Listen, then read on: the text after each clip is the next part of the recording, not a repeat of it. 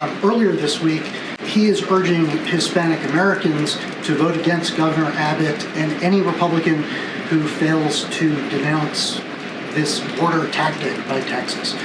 Is the administration okay with that kind of involvement in domestic politics? I'm just not.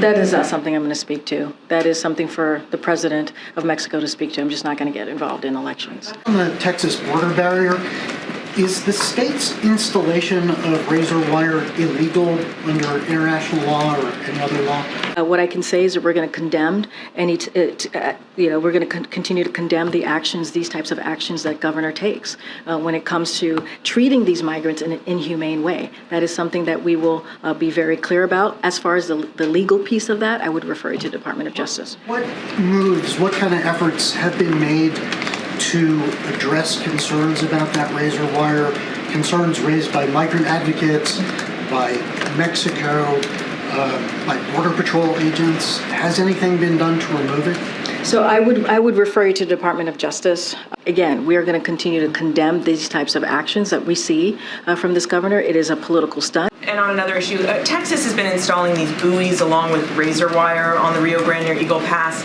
Mexico is now requesting that Texas remove these barriers. They say the state is violating international treaties.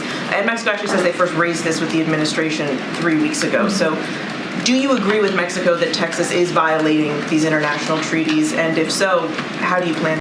This governor has done over and over again is treated this situation that we're seeing at the border in an inhumane way. It is atrocious.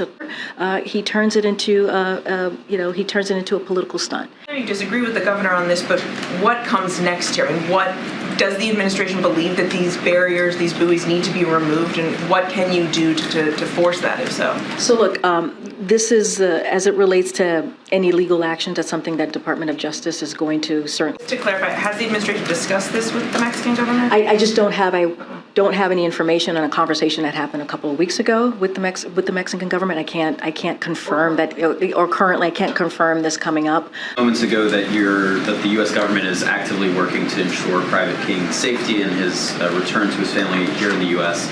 But by all accounts, Private King ran across the border. So what if he doesn't want to come back home? So look, I'm not going to get into hypotheticals on that. Right now, we are very much at the beginning of this investigation. We're looking into it. I mean, we said it was done willfully.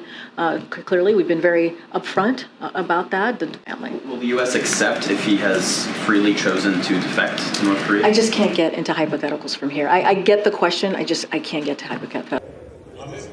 The yeas are 412. The nays are 9. 1 recorded as present. 2/3 being in the affirmative, the rules are suspended, the concurrent resolution is agreed to, and without objection, the motion to reconsider is laid on the table.